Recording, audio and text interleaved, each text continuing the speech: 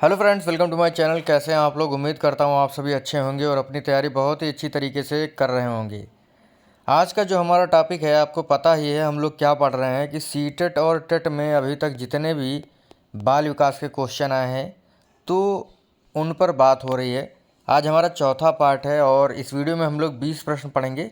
पिछले 3 वीडियो नहीं देखे हैं, डिस्क्रिप्शन में आपको प्लेलिस्ट का लिंक मिल जाएगा, आप वहाँ से पिछले वीडियो आसानी से देख सकते हैं। और अगर आपको नोट्स लेने हैं तो 78 49 88 0187 पर कांटेक्ट कर सकते हैं। आपको बाल विकास के थ्योरेटिकल और MCQs के जो है नोट्स मिल जाएंगे। चैनल पर अगर आप पहली बार आए, चैनल सब्सक्राइब कर लीजिएगा, बेल आइकन दबा दीजिएगा, जिससे कि आपको नई वीडियोस की नोटिफिकेशन समय से मिलती रहे। ठीक है, और अपनी तैयारी जारी रखिए क्योंकि एग्ज़ाम कभी भी हो सकते हैं और अगर आप थोड़ा थोड़ा पढ़ते रहेंगे तो आने वाले समय में आपको बेनिफिट ही होगा। तो शुरू करते हैं। पहला प्रश्न हमारा, पियाजे मुख्य रूप से किसके अध्ययन के लिए जाने जाते हैं? भाषा विकास, यौन विकास, संज्ञानात्मक विकास या सामाजिक विकास? बताएं आप लोग क्या जवाब होगा इसका। तो पियाजे महोदय जो हैं ये संज्ञानात्मक विकास के लिए जाने जाते हैं। इन्होंने संज्ञानात्मक विकास की 4 अवस्थाएं बताई थी। पहली अवस्था बताई थी इंद्रिय जनित गामक अवस्था, जो कि जन्म से 2 वर्ष की बताई थी। दूसरी बताई थी पूर्व संक्रियात्मक अवस्था, जो कि थी 2 से 7 वर्ष की। तीसरी बताई थी मूर्त संक्रियात्मक अवस्था, जो थी 7 से 11 वर्ष की। चौथी बताई थी औपचारिक संक्रियात्मक अवस्था, जो कि 11 से 14 या कह सकते हैं 11 वर्ष से अधिक की अवस्था बताई थी। और हमारे पियाजे महोदय कहाँ के निवासी थे? ये थे आपके स्विट्जरलैंड के निवासी। भाषा विकास का सिद्धांत जो है चौमस्की ने दिया हुआ है। ये जो घंटी देख रहे हैं ये किसकी घंटी है? ये पावलाव की घंटी है। पावलाव ने अपने सिद्धांत को सिद्ध करने के लिए, मतलब कौन सा सिद्धांत था इनका? CR सिद्धांत, अनुकूलित अनुक्रिया सिद्धांत जो है सिद्ध करने के लिए अपने सिद्धांत में घंटी का प्रयोग किया था और कुत्ते पर प्रयोग किया था। लिखा है, जब मानव शरीर के एक भाग को दिए गए प्रशिक्षण का अंतरण दूसरे भाग में हो जाता है तो इसे कहते हैं, मतलब देखिए मानव शरीर 2 भागों में बटा हुआ है। एक भाग से दूसरे भाग में ज्ञान का अंतरण क्या कहलाता है? ऊर्ध्व अंतरण, क्षैतिज अंतरण, द्विपार्श्विक अंतरण या इनमें से कोई नहीं? तो ये होगा आपका द्विपार्श्विक अंतरण। लिखा है, दिए हुए प्राप्तांकों के समूह में जो प्राप्तांक बहुधा सबसे अधिक बार आते हैं उसे कहते हैं बहुलक, मध्यमान, मध्यांक या मानक विचलन। तो जो लिखा है, दिए हुए प्राप्तांकों के समूह में जो प्राप्तांक बहुधा आता है, मतलब काफ़ी बार आता है, वो कहलाता है बहुलक। अगला प्रश्न है, क्रिया प्रसूत सिद्धांत निम्न में से किसने दिया हुआ है? तो सभी को पता है क्रिया प्रसूत सिद्धांत किसने दिया हुआ है? स्किनर ने दिया हुआ है। आपका ऑप्शन बी सही होगा। स्किनर ने क्रिया प्रसूत सिद्धांत दिया है। इनके सिद्धांत को RS थ्योरी कहते हैं। अपने सिद्धांत को सिद्ध करने के लिए इन्होंने चूहे पर प्रयोग किया था। किस पर किया था? चूहे पर और कबूतर पर। स्किनर महोदय कहाँ के निवासी थे? स्किनर अमेरिका के निवासी थे। देखिए, इन्होंने चूहे पर जो है 1938 में और कबूतर पर 1943 में प्रयोग किया था। ये चीज़ आप लोग ध्यान रखिएगा। अगला है, मानसिक आयु का प्रत्यय किसने दिया था? विनय साइमन, स्टर्न टर्मन या सिरिल बर्ट ने? तो मानसिक आयु का प्रत्यय विनय व साइमन ने दिया था। IQ बराबर क्या होता है? MA/CA × 100। मानसिक आयु अपान वास्तविक आयु गुणे 100। ये आपको याद रखना है। IQ यानी बुद्धि लब्धि ज्ञात करने का ये सूत्र होता है। मानसिक आयु का प्रत्यय विनय और साइमन ने दिया हुआ है। अगला प्रश्न, सीखने का नियम निम्न में से कौन सा नहीं है? तत्परता का नियम, तनाव का नियम, प्रभाव का नियम या अभ्यास का नियम? बताएं आप लोग इसका क्या जवाब होगा। बहुत ही अच्छा प्रश्न, एग्जाम में ये काफ़ी बार पूछा गया है। तो सीखने का नियम निम्न में से नहीं है, ये है आपका तनाव का नियम। ठीक है, बाकी तत्परता का नियम, प्रभाव का नियम और अभ्यास का नियम ये आपके सीखने के प्राथमिक नियम हैं। थांडाइक महोदय ने सीखने के 3 प्राथमिक नियम और 5 आपके गौड़ नियम दिए थे, यानी द्वितीयक नियम दिए थे। प्राथमिक नियम इनके कौन कौन से हैं? तत्परता का नियम, प्रभाव का नियम और अभ्यास का नियम। बहुत ही आसान है। तत्परता का नियम किसे कहते हैं? मतलब देखिए, जब व्यक्ति सीखने के लिए तत्पर होगा, जब उसकी इच्छा होगी तभी वह सीखेगा, अन्यथा नहीं सीखेगा। ये कहता है तत्परता का नियम। अभ्यास का नियम क्या कहता है? जब व्यक्ति जो है किसी चीज़ का अभ्यास करता रहेगा ना, तो वह उसे याद रहेगी। लेकिन अगर मतलब जो है अगर उसका उपयोग नहीं करेगा तो उसे भूल जाएगा। यही बताता है अभ्यास का नियम। और आपका है प्रभाव का नियम। जो भी चीज़ जिस हिसाब से इफेक्ट करेगी व्यक्ति को, वह उसी हिसाब से काम करेगा। ये कहता है प्रभाव का नियम। इन्होंने 5 गौण नियम दिए थे। उनके नाम है बहुप्रतिक्रिया का नियम, मनोवृत्ति का नियम, आंशिक क्रिया का नियम, आत्मीकरण का नियम और संबंधित परिवर्तन का नियम। अगला है शूज द्वारा सीखने का सिद्धांत प्रतिपादित किसने किया? थॉर्नडाइक, कोहलर, पावलोव या वुडवर्थ ने?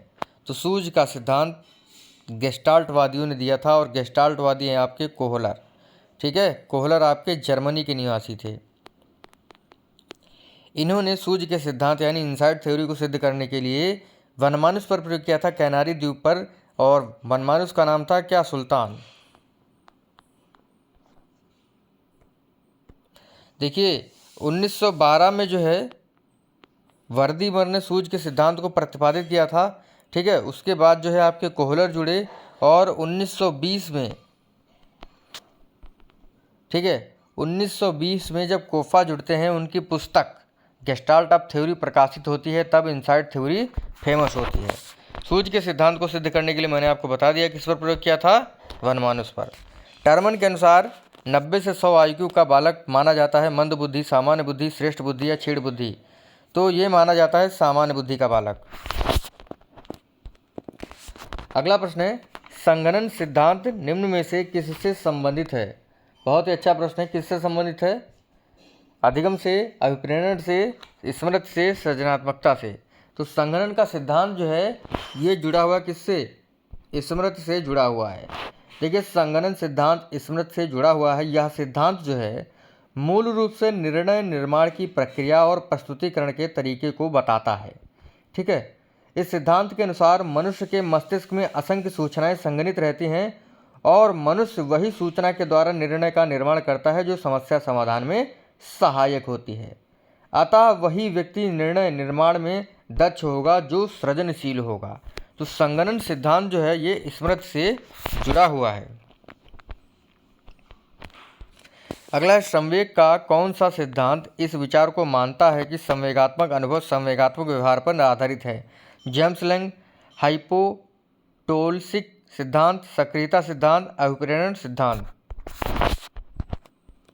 तो संवेग का कौन सा सिद्धांत इस विचार को मानता है कि संवेगात्मक अनुभव संवेगात्मक व्यवहार पर आधारित है? जेम्स लैंग का सिद्धांत बताता है। शिक्षक द्वारा कक्षा में डांट पड़ने पर छात्र यदि घर आकर अपनी छोटी बहन पर गुस्सा इजहार करता है तो यह किसका उदाहरण है? विस्थापन का, उदात्तीकरण, रूपांतरण या प्रतिक्रिया निर्माण। तो ये होगा आपका विस्थापन का। मतलब एक व्यक्ति ने जो है एक व्यक्ति पर गुस्सा दिखाया, अगर वह दूसरे व्यक्ति पर गुस्सा दिखा देता है तो मतलब वह अपने गुस्से को विस्थापित कर रहा है। तो ये आपका होगा विस्थापन। ये देख रहे हैं, ये पावलोव महोदय हैं, कार्टून जैसा बनाया गया है, बहुत ही अच्छा लग रहा था तो मैंने स्टिकर लगा दिया। अगला है, सीखने में पलायन आधारित होता है सकारात्मक पुनर्वलन, नकारात्मक पुनर्वलन, विलंबित पुनर्वलन या पुनर्वलन की निष्क्रियता। तो सीखने में पलायन जो है ये आधारित है नकारात्मक पुनर्वलन पर। ठीक है। अगला है, वुडवर्थ के अनुसार स्मृति का आयाम नहीं है धारण, पुनः स्मरण, पहचानना या तर्क करना। वुडवर्थ के अनुसार स्मृति का आयाम नहीं है धारण, पुनः स्मरण, पहचानना या तर्क करना। बहुत ही अच्छा प्रश्न है, आपको बताना इसका क्या जवाब होगा। तो इसका जवाब है तर्क करना। देखिए 4 जो होते हैं इन्होंने 4 आयाम बताए थे। पहला सीखना, फिर धारण, फिर चौथा पुनः स्मरण, फिर पहचानना। तर्क करना नहीं बताया था। जी वालस के अनुसार सृजनात्मक चिंतन का प्रथम चरण होता है उद्भवन, उद्भासन, मूल्यांकन या उपक्रम। बहुत ही अच्छा प्रश्न है। जी वालस के अनुसार सृजनात्मक चिंतन का प्रथम चरण होता है तो ये होता है उपक्रम। देखिए उपक्रम पहला, दूसरा उद्भवन, तीसरा उद्भासन, चौथा मूल्यांकन होता है। ठीक है। अगला प्रश्न है आपके लिए, सृजनशीलता की पहचान है तो किसने सृजनात्मक चिंतन परीक्षण का निर्माण किया? मैरीफील्ड, टॉरेंस, कोलब्रूस एवं केंट ने। तो सृजनात्मक चिंतन परीक्षण का निर्माण टॉरेंस ने किया था, इस चीज़ को आप लोग ध्यान रखिएगा। CR थ्योरी निम्न में से किसने दिया हुआ है? Skinner, Pavlov, Kohler, Rousseau. CR theory classical अनुबंधन सिद्धांत जो है ये दिया था पावलोव महोदय ने। पावलोव कहाँ के निवासी थे? रूस के निवासी थे। एक प्रश्न है आपके लिए, त्रितंत्र का सिद्धांत किसने दिया है? देखिए बीच में एक छूट गया है प्रश्न, 12वां प्रश्न आप लोग देखेंगे दोबारा तो आपको समझ में आ जाएगा। तो त्रितंत्र का सिद्धांत किसने दिया आपको बताना है। ये दिए हैं कौन? गिलफोर्ड दिए हैं, वुडवर्थ दिए हैं, रॉबर्ट स्टर्नबर्ग दिए हैं, या इनमें से कोई नहीं? तो त्रितंत्र का सिद्धांत जो है रॉबर्ट स्टर्नबर्ग ने दिया है। अगला है, अहम निर्देशित होता है सुख के सिद्धांत के द्वारा, वास्तविकता सिद्धांत द्वारा, आदर्शवादी सिद्धांत द्वारा, या सामान्य सिद्धांत के द्वारा? तो बताएं आप लोग इसका क्या जवाब होगा। देखिए अहम जो होता है ये वास्तविकता सिद्धांत द्वारा जो है आदेशित होता है। मन के आधार पर फ्रायड ने व्यक्तित्व को 3 भागों में बांटा था, आपको पता होना चाहिए, ईड, ईगो, सुपर ईगो। ठीक है, तो अहम जो है ये वास्तविकता के सिद्धांत पर आधारित होता है। सुखवादी सिद्धांत पर इड यानी इदम आधारित होता है, और आदर्शवादी सिद्धांत पर सुपर ईगो यानी पराहम जो है डिपेंडेबल होता है। अगला है, सामूहिक अचेतन का संप्रत्यय किसके द्वारा दिया गया? पावलोव, स्किनर, फ्रायड या युंग? तो सामूहिक अचेतन का संप्रत्यय युंग के द्वारा दिया गया था। एक बहुत ही अच्छी जो है छोटी सी एक बात है वो आपको पता होनी चाहिए कि गांधारी जी ने जो है एक श्राप दिया था यादवों को। एक श्राप दिया, जब जो है महाभारत का युद्ध खत्म हो जाता है, कौरव जो है सारे खत्म हो जाते हैं, तो जब माँ का प्रेम होता है वो तो स्वाभाविक रूप से अपने बच्चों के प्रति होता है, और जिसके 100 बच्चे जो है युद्ध में ख़त्म हो जाए, मतलब कारण कुछ भी हो, मतलब कि कौरवों ने जो है गलत किया, कुछ भी हो, लेकिन जो माँ का प्रेम होता है वो प्रेम होता है स्वाभाविक रूप से अपने बच्चे के लिए।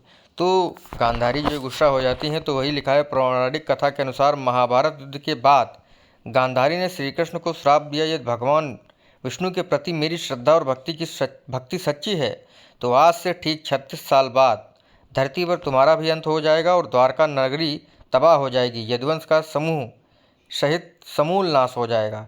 इसी श्राप के चलते भगवान श्री कृष्ण का परलोक गमन हुआ था, और भगवान श्री कृष्ण ने जो है गांधारी जी के श्राप को स्वीकार भी किया था, जिसके बाद जो है यादव वंश का नाश हो जाता है और जो है श्री कृष्ण जी का स्वर्गवास होता है। तो ये भी ध्यान रखिए, बहुत सारी चीज़ें हमें नहीं पता होती हैं। अगला प्रश्न हमारा, इरोज शब्द का इरोज शब्द जो है संबंधित है जीवन मूलक, मृत्यु मूलक, भय मूलक या प्राकृतिक मूलक से? तो इरोज शब्द जो है ये जीवन मूल प्रवृत्ति से जुड़ा हुआ है, और मरण मूल प्रवृत्ति से जुड़ा हुआ है थिंटोस। तो आपके 20 प्रश्न यहीं समाप्त हुए। ठीक है, नोट्स लेने के लिए कांटेक्ट कर सकते हैं। मिलेंगे आपसे अगली वीडियो में, तब तक के लिए जय हिंद, जय भारत।